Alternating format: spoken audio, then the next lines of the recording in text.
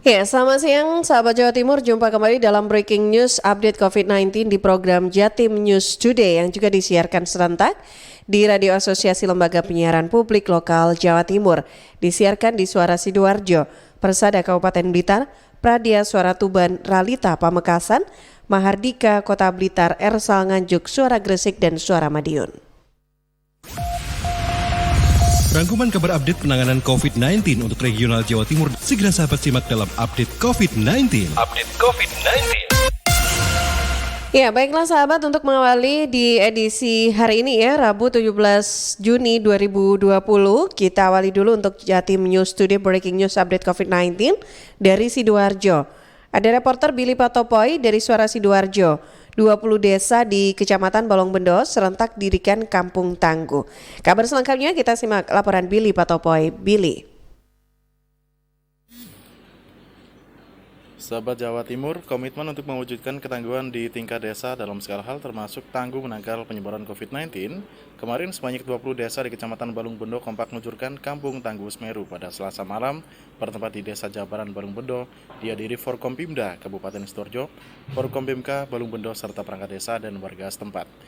Ditandai dengan pemotongan pita oleh Nur Ahmad Saifuddin, Wakil Bupati Sidoarjo, ditemani Kombes Pol Sumarji, Kapolresta Sidoarjo dan Letkol Infantri Emis Wanusi dan Dim 0816 Sidoarjo, serta penyerahan bantuan sembako kepada warga yang membutuhkan. Kemudian dilanjutkan dengan pengecekan ruang isolasi, ruang kesehatan, lumbung pangan, juga ada sentra UMKM warga. Pugu Santoso, Camat Balongbendo juga menyampaikan sebagian besar wilayahnya berkomitmen dan bersungguh-sungguh mewujudkan wilayah yang tangguh di berbagai sektor, termasuk tangguh dalam upaya menekan penyebaran COVID-19. Bahkan dengan terbentuknya Kampung Tangguh Semeru ini, dinilai banyak warganya yang sembuh dari COVID-19. Adanya 20 desa di Kecamatan Balongbendo ini yang membentuk Kampung Tangguh diapresiasi oleh Nur Ahmad Saifuddin atau Cak Nur, Wakil Bupati Sidoarjo. Dinyatakan semua wilayah yang baik desa maupun perkampungan di Kabupaten Sidoarjo harus juga semarak dalam membentuk Kampung Tangguh. Karena manfaatnya ada dari program ini, meskipun menuju new normal juga harus tetap dipertahankan. Akan tetapi para warga juga harus tetap menerapkan protokol kesehatan dalam kegiatan sehari-hari. Melalui kekuatan Kampung Tangguh, Kombes Pol Sumarji juga memotivasi warga agar saling gotong royong dan menguatkan dalam penerapan segala protokol kesehatan untuk pencegahan COVID-19. Sementara saat ini di Kabupaten Sidoarjo untuk penyebaran COVID-19, ODP sudah ada di angka 1.256, PDP 604, positif COVID-19 1.020 orang, 84 pasien telah meninggal dunia dan 152 pasien sudah dinyatakan sembuh. Demikian saya Billy Patopoy melaporkan untuk Jatim News Today. Masih dari Suara Sidoarjo, selanjutnya sahabat kita ke reporter Diding Yunarto. Pemprov Jatim dan masyarakat bersinergi ya untuk lakukan pencegahan penyebaran secara masif di Kampung Tangguh. Diding. Sahabat, upaya pencegahan penyebaran kasus positif COVID-19 dilakukan Pemprov Jawa Timur dengan melibatkan masyarakat. Salah satunya dengan pembentukan Kampung Tangguh di tingkat desa atau kampung. Ini dikatakan oleh Hari Cahyono, Sekda Prof Jawa Timur dalam konferensi pers Senin kemarin.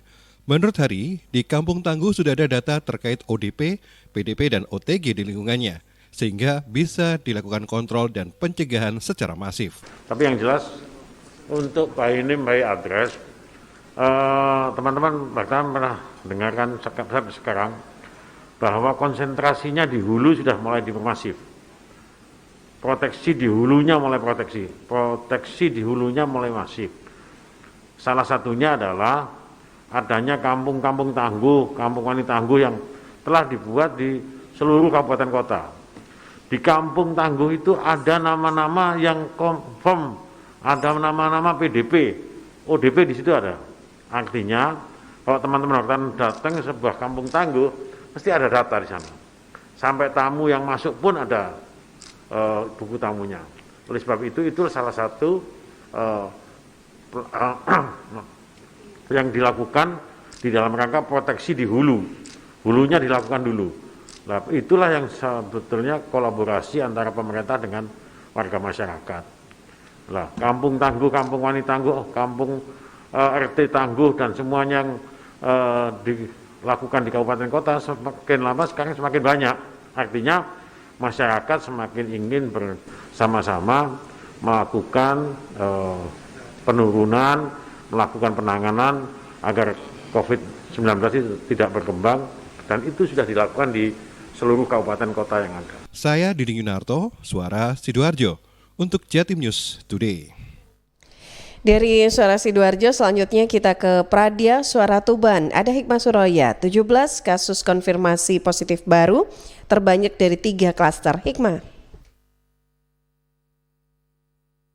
Sesuai rilis data gugus tugas percepatan penanganan COVID-19 Kabupaten Tuban pada Selasa 16 Juni 2020, terdapat penambahan pasien terkonfirmasi positif COVID-19 sebanyak 17 orang, atau secara kumulatif 85 orang terkonfirmasi positif COVID-19 di Kabupaten Tuban.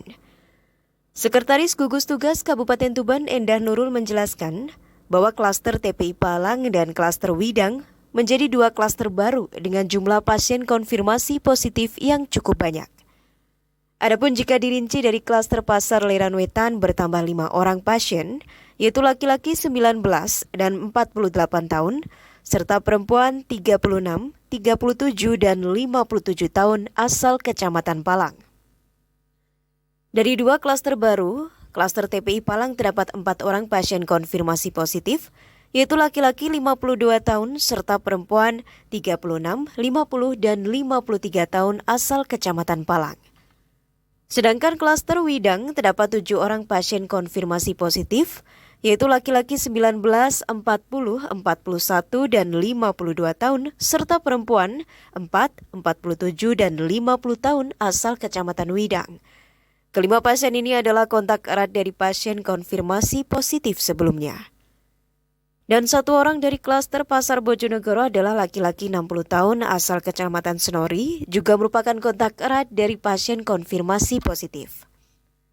Menanggapi bertambahnya kasus konfirmasi positif baru yang cukup signifikan tersebut, Endah Nurul kembali mengajak semua masyarakat untuk semakin meningkatkan kewaspadaan, namun tetap tidak panik dan tetap melaksanakan protokol kesehatan dengan ketat seperti pakai masker, physical distancing, cuci tangan dengan air mengalir dan sabun, serta tetap di rumah apabila tidak ada keperluan yang mendesak.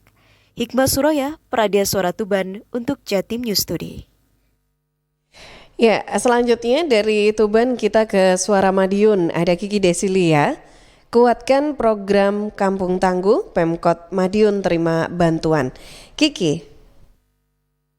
Sahabat Jatim News Today, program Kampung Tangguh di Kota Madiun mendapat dukungan dari berbagai pihak, salah satunya dari PT Pertamina Persero Madiun. Untuk itu, perwakilan perusahaan BUMN yang mengelola penambangan minyak dan gas Indonesia ini berkunjung ke Balai Kota Madiun. Full Terminal Manager Imran Jamil menyerahkan 300 paket sembako untuk mendukung program Kampung Tangguh. 300 paket sembako dikirimkan oleh PT Pertamina secara bertahap. Selanjutnya, akan disalurkan ke 3 kampung tangguh di Kota Pendekar, yakni di Kelurahan Tawangrejo, Nambangan Lor, dan Pandean. Selain itu, bantuan juga disalurkan ke asrama tangguh di asrama polisi Kleta. Sahabat, tak hanya paket sembako. Sebelumnya PT Pertamina telah menyalurkan bantuan dalam bentuk lain, seperti bibit sayur terong, sawi, cabai, tomat, dan jeruk, serta bibit bunga dan bibit ikan lele. PT Pertamina juga membantu pengurukan tanah yang difungsikan sebagai lahan perkebunan di wilayah Kampung Tangguh. Dengan harapan, berbagai bantuan tersebut dapat dijadikan sarana pemberdayaan masyarakat serta meningkatkan produktivitas di lingkungan Kampung Tangguh. Sebagai informasi sahabat, data dari dashboard.madiunkota.go.id, persebaran COVID-19 di Kota Madiun per tanggal 16 Juni sebesar 1.470 orang dengan resiko, dengan rincian 1.342 selesai pemantauan, 131 orang tanpa gejala, 119 selesai pemantauan, 72 orang dalam pemantauan, 68 selesai pemantauan dan sembuh, 1 orang pasien dalam pengawasan, dan 3 orang positif COVID-19. Saya Kiki Desilia untuk Jatim News Today. Dari Madiun, selanjutnya kita ke Gresik ya, ada Kevin Chandra dari Suara Gresik. 14 orang terkonfirmasi positif COVID-19, Pasar Benjeng Gresik ditutup sementara. Kevin. Pasar Benjeng Gresik yang sempat dibuka kini ditutup lagi. Penutupan ini dilakukan karena ada 14 pedagang yang terkonfirmasi positif COVID-19. Camat Benjeng Suryawibowo bersama Muspika turun ke pasar secara langsung guna melakukan sosialisasi kepada para pedagang di Pasar Benjeng yang masih berjualan. Suryawibowo mengatakan ada 14 orang yang positif COVID-19 berasal dari pedagang dan keluarganya. Suryo juga menambahkan awalnya pasar tersebut diisi 60 pedagang. Saat dilakukan rapid test, ada 10 orang menunjukkan reaktif COVID-19. Dari hasil swab 10 orang pedagang, 8 orang diantaranya terkonfirmasi positif COVID-19, sedangkan 2 orang lainnya negatif. Setelah dilakukan tracing oleh tenaga medis, ada tambahan 6 orang berasal dari keluarga pedagang yang positif COVID-19. Pasar Benjeng sudah menjadi klaster baru. Pedagang yang terkonfirmasi positif COVID-19 diantaranya pedagang ayam, daging, tempe, dan lain sebagainya. Sampai saat ini data dari Dinkes Gresik jumlah kasus positif COVID-19 sebanyak 360 orang dengan detail 276 orang dalam perawatan, 51 orang sembuh, dan 33 orang meninggal. Saya, Kevin Chandra, Suara Gresik, untuk Jatim News Today. Dari Gresik kita ke Nganjuk, ada Muhammad Prasetyo dari Ersal Nganjuk. Kasus positif COVID-19 di Kabupaten Nganjuk terus bertambah. Pras.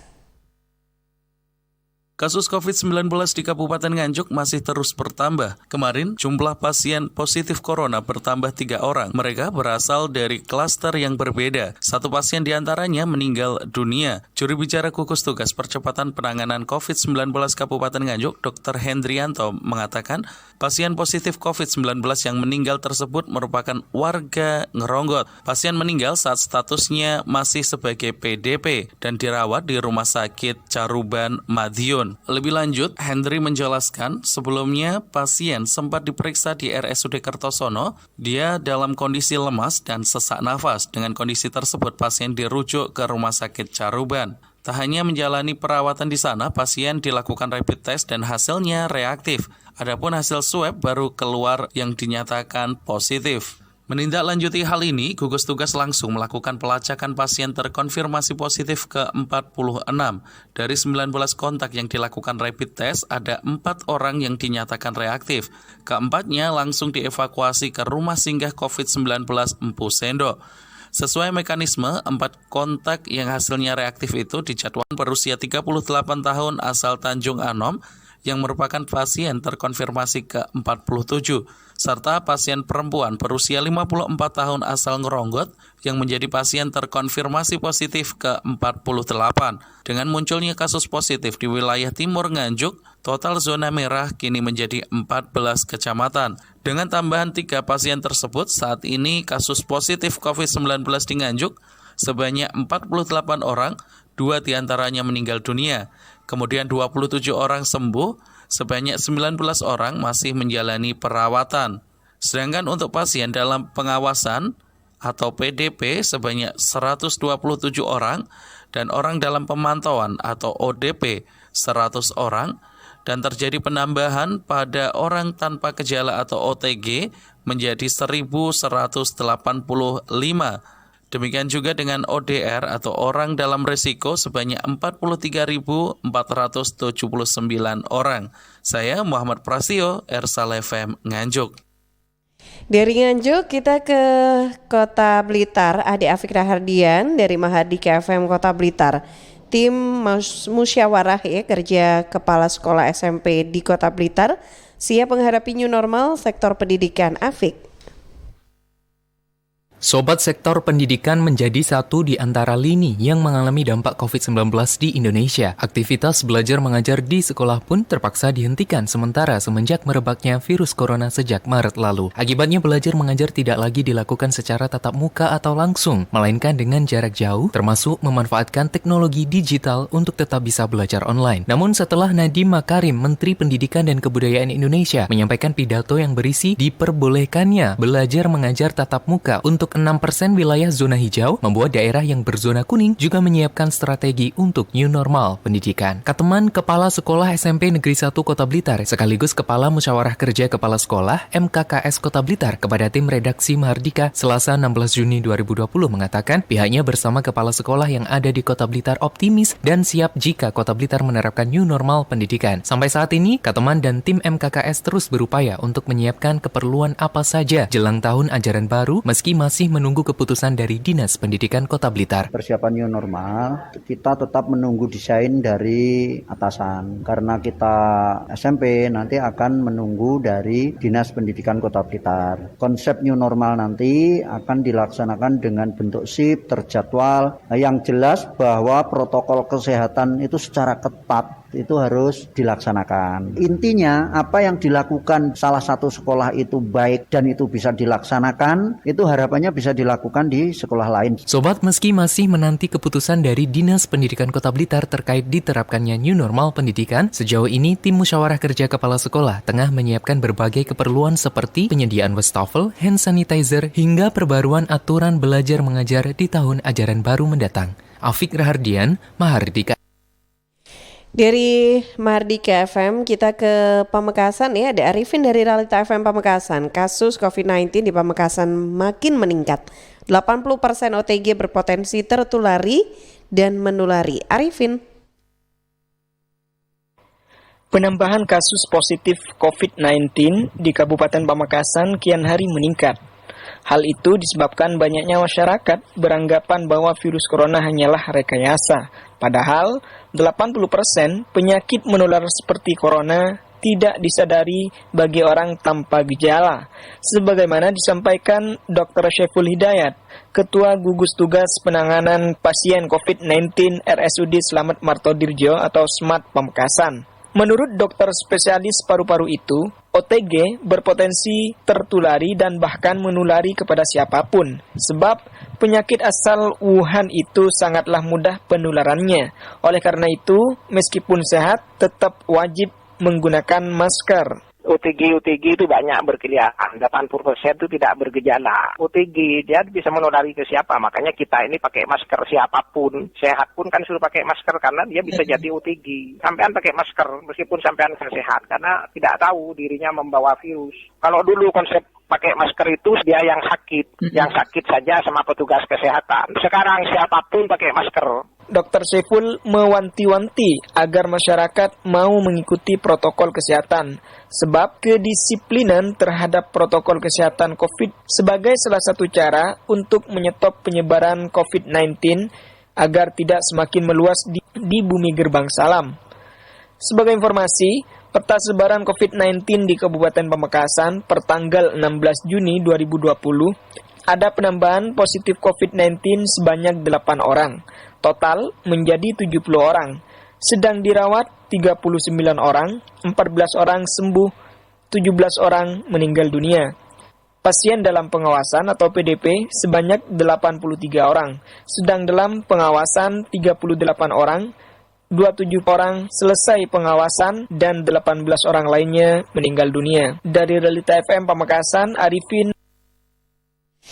Demikian sahabat Jawa Timur dalam Breaking News Update COVID-19 di program Jatim News Studio untuk edisi hari ini, yang juga Anda bisa ikuti kembali setiap Senin sampai Sabtu jam 11:05 waktu Indonesia Barat.